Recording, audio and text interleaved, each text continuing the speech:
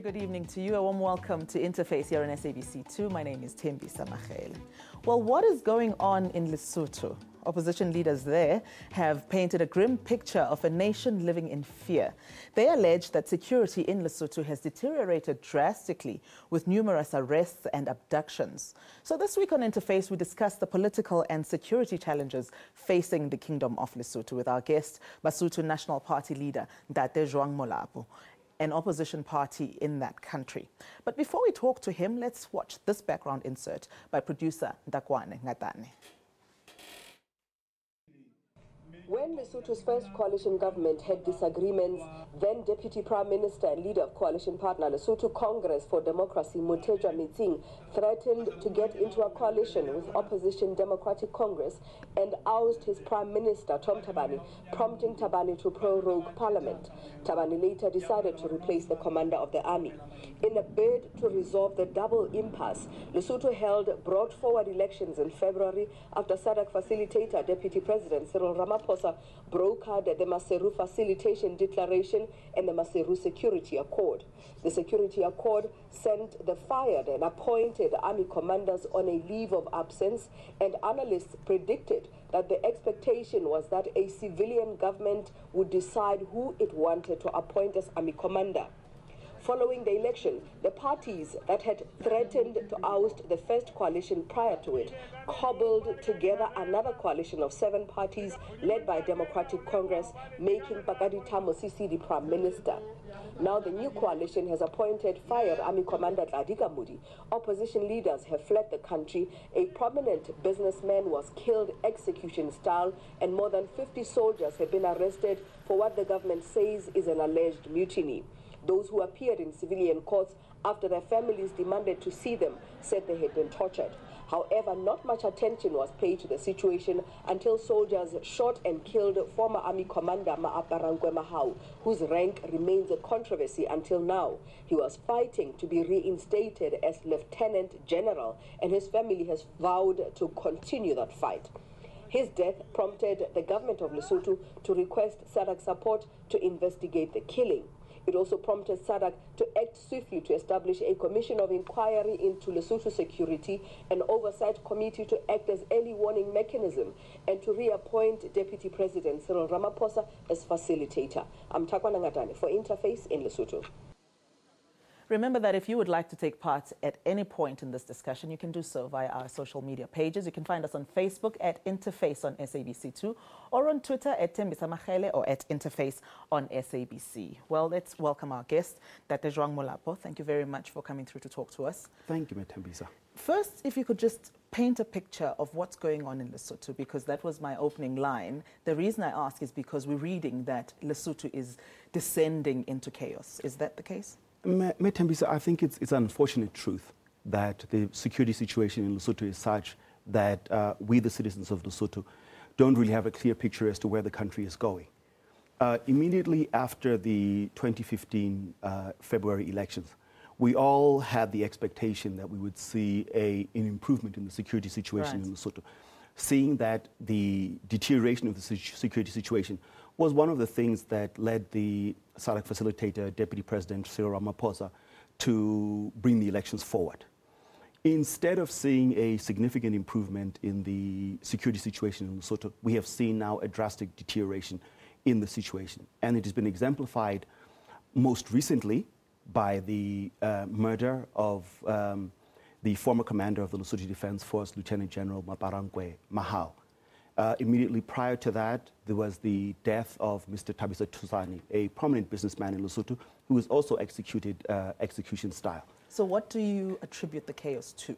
We attribute the chaos to the fact that the government has that the government appears to thrive in the current situation. How so? Rather than, because they do not want an effective and functional opposition in the country. Theirs is a coalition government that really has a razor-thin majority. And rather than get down to the serious business of dealing with Lesotho's issues, which we all agree exist, it is better for them to create an atmosphere of instability in order now to justify the repressive acts that we see on a day-to-day basis. And this is none more so than this alleged mutiny. We do not understand where this mutiny comes from, but each and every soldier in Lesotho who, for whatever reason, might be suspected of whatever it is that the current command of the army is unhappy with, is abducted, is tortured, and when the families are able to successfully request that they be brought before the courts, the manner in which they are brought before the courts is completely inconsistent with what we consider to be democratic norms. Well, the SADC Troika has said that they've instituted an investigation, they're looking into the matter. Does that give you comfort? It gives us a certain degree of comfort. But the recent utterances of the Lesotho government as well take away from the confidence that we initially had in the aftermath of the SADC announcement. The most significant statement in that regard is the recent comment by the Minister of Police, Minister Munyane Moleleki, where he clearly came out and said that there is every chance that the findings of the SADC Commission will not be prosecutable in Lesotho. And what that leads us to believe is that there is an intention to cover up and to deflect attention away from the real perpetrators of these actions. Let me just say, though, that we did invite the government to take part in this discussion, but they were not available today for the show. So we are speaking to the opposition, and maybe at a later stage we'll get a chance to hear the other side of the story. But just coming back to the death of Brigadier Mohau, the way that it's being handled by SADC, the way that it's being handled internally in the country, does that satisfy you as the opposition, or is there something else you wish could be done? No, the only agency that is dealing with the issue of the death of Lieutenant General Mohau is SADC. The Lesotho government has instituted absolutely no investigations of any sort. And that's one of the things that leads us to have a complete lack of confidence in many of the utterances that they're making. One would have believed that if there was a genuine desire on the part of the Lesotho government to identify the killers of Lieutenant General Mohau, the correct place to start would have been with the Minister of Defense, who has said on numerous occasions that this was an operation of the Lesotho military, which means that he's clear into who he gave the order to capture or to kill Lieutenant General Mohau. The soldier that he gave that order to is also fully aware as to who he passed the order on to. The soldiers who were present in the vehicle at the time that Lieutenant General Mohau was killed are also known to the Lesotho military, but to date, no action has been taken against any of those people. All right. We're going to have to take a short break, and after the break, I'd like us to get into some of the issues that have led to this impasse, the stalemate between the government and the opposition. But we have to take a short break, and remember that we welcome all of your thoughts on social media. To stay tuned.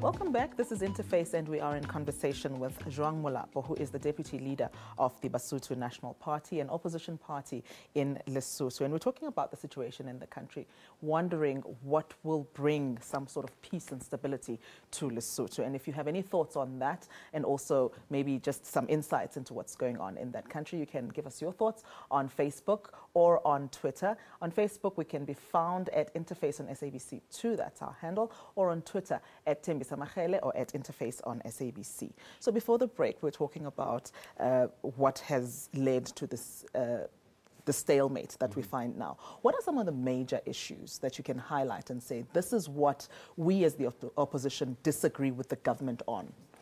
You know, Mentamisa, we entered in the post-election period. We understood as the opposition that Lesotho had a prolonged period of political instability. Right.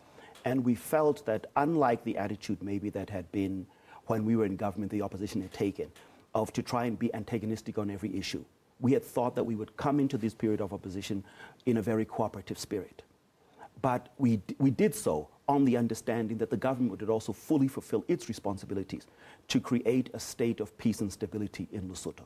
So where the major departure has occurred is the fact that we are unable to live in a peaceful environment in Lesotho at present. Even with the interventions of SADC, the interventions of our Deputy President, Cyril Ramaphosa? The interventions of Deputy President Cyril Ramaphosa are appreciated, and the ongoing efforts by SADC are really appreciated.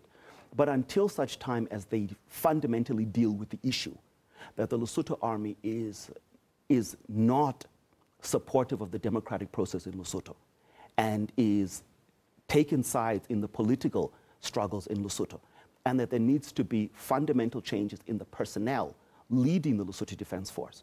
And until those changes happen and the Lesotho army is able to occupy a position of political neutrality, then the government understands that the army is a political weapon and it is one that is used against the opposition. Just unpack that for us a little bit. Are you saying that what would make the opposition in your country happy is if SADC and South Africa were to step up and say, let's take away the top brass of the military in Lesotho and replace that with new leaders? Is that what it would take? I think that the reasons that the then Prime Minister, Dr. Thomas Thabane, put forward for the removal of Lieutenant General Gamudi from the command of the Lesotho Defense Force remain valid to this day.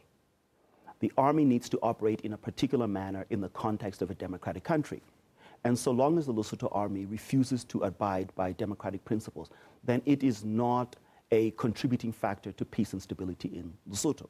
Now, the decision by Deputy President Cyril Ramaphosa to remove the senior commanders of the Lesotho, of the various arms of the Lesotho Security Force from Lesotho was cognizant of the fact that the army is a problem in the Lesotho equation. And the fact that that army commander has been brought back means that for all intents and purposes, the situation is where it was on the 30th of August of 2014. Let's look at the implications for South Africa for a moment. And, you know, we are all looking for peace in Lesotho, but what some people might not know is that South Africa, Johannesburg in particular, is heavily reliant on Lesotho to get water. What are the implications should the stalemate continue? You know, Metabisa, the long-term repercussions for South Africa are very, very bad. And not just on the possible issue of disruptions of the water supply or the inability to implement the later phases of the Lesotho Highlands Water Project, but also to remember that unless Lesotho's economy is able to employ a significant portion of Basotho, then the first place where Basotho will come to look for work is to South Africa. And that will aggravate a situation that is already a difficult one for South Africa to cater for its own indigenous population. So South Africa has a serious interest in seeing that the economic situation in Lesotho is one that is developing, and that will only happen if the political situation in Lesotho is a stable one. Dr. Molapo, SADC Troika has called for a constitutional and security reform. Is that likely to happen? Is there a desire in Lesotho for constitutional and security reform? The answer is yes. But the way the government is going about it, one doubts very much whether it will take off. The government recently, through the Deputy Prime Minister, outlined a process to us in Parliament where we would see constitutional reform and effectively the repeal of the Constitution without the normal constitutional practices being followed. And we are at a loss as to how this is actually going to be done. As the opposition parties, we appreciate that maybe part of Lesotho's problem is endemic in the Constitution itself. And therefore, we are open to a genuine dialogue around what sort of constitutional reforms might be needed for the country. But, for example, the government recently undertook a trip to Botswana to look at certain aspects of benchmarking their security in Botswana, and they said that they're going to visit other SADC countries. But this is done by the government alone without in any way engaging the opposition. And we wonder when these proposals come to the table, when there hasn't been any real dialogue between government and the opposition, how the government intends to put these on the table. So we continue to say that we are interested in a genuine discussion with government. We fully appreciate, having been a former government, that there is a need for certain types of reforms.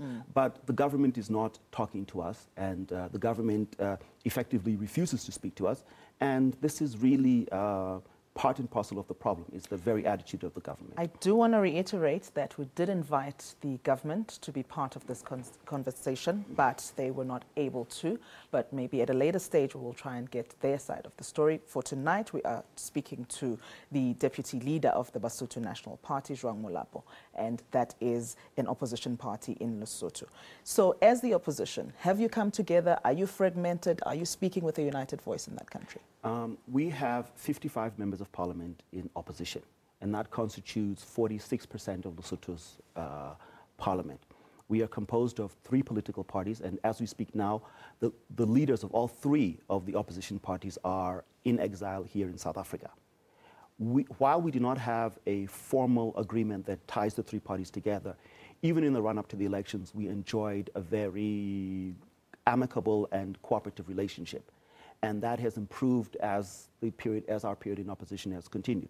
Right. So I think the representation of the opposition is that we are very strongly unified around the principles of returning Lesotho to democratic rule. And we have to take another short break. We're back after this.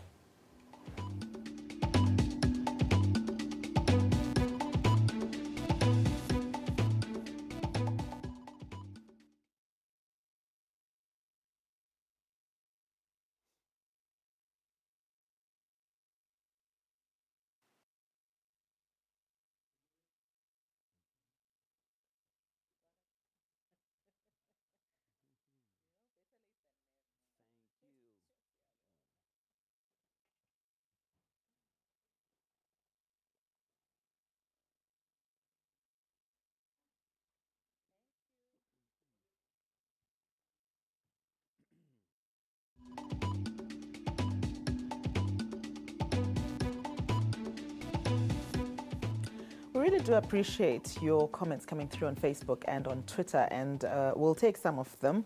Josi Masemola says, I foresee civil war in Lesotho. Kaliso Motabane says, Mr. Molapo is right. We are living in fear in Lesotho. People are tortured and detained without trial.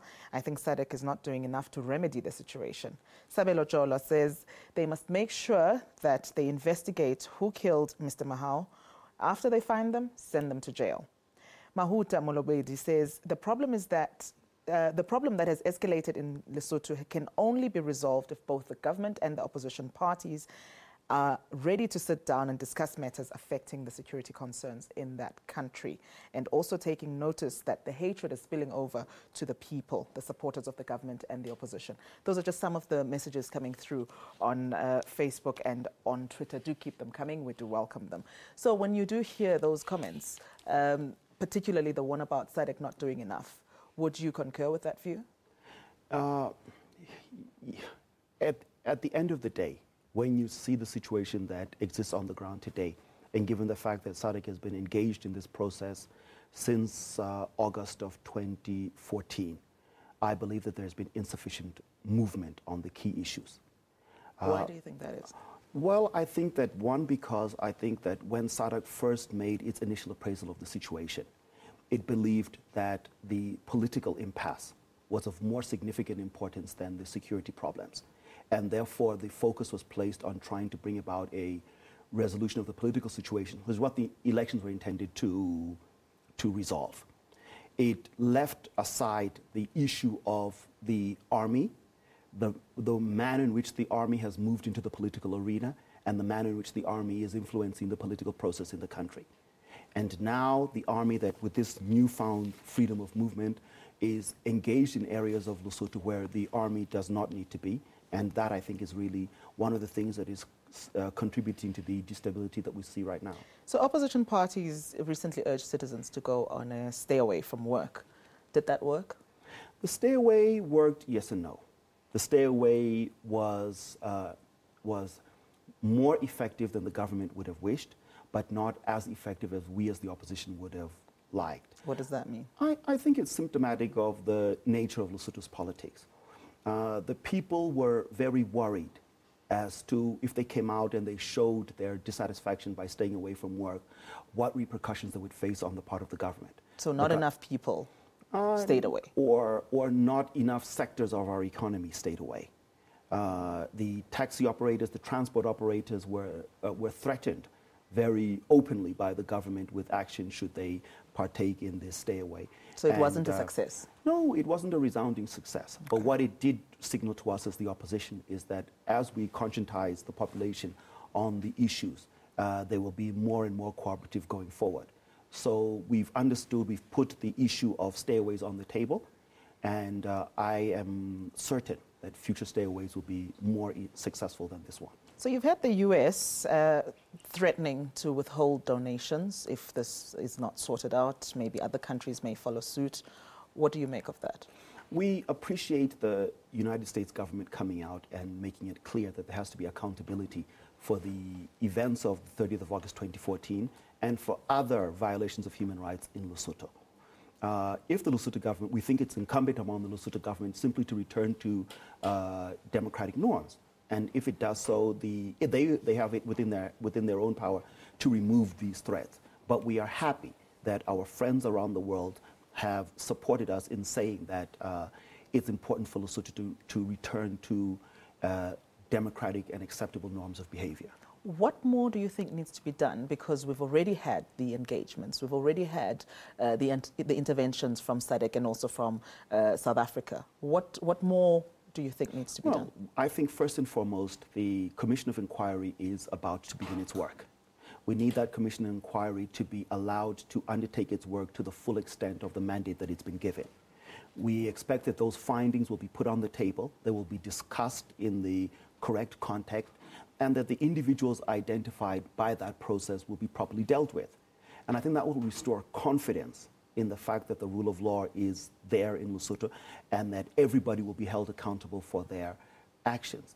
We hope that in the quiet corridors where diplomacy is done, the Lesotho government will be encouraged to ensure that the findings of this Commission of Inquiry will be prosecutable in Lesotho, and the Lesotho government make an undertaking that those identified through this investigation process will be fully and properly investigated. And I believe that if that happens, then it will go a long way towards restoring public confidence in the rule of law in Lesotho, and it will create a basis for us to go forward as a country. And what are you as the opposition undertaking to do? We are committing to playing an effective role in that inquiry. We hope that the inquiry will be made public. I mean, even beyond the inquiry. Well, it takes two to tango. Well, You've got to come to the party. We have never said that we are engaged in a process of seeking to destabilize the government. We want Lesotho to have a stable and steady government. We simply expect the government to behave in a manner consistent with what we understand to be the right way to do things.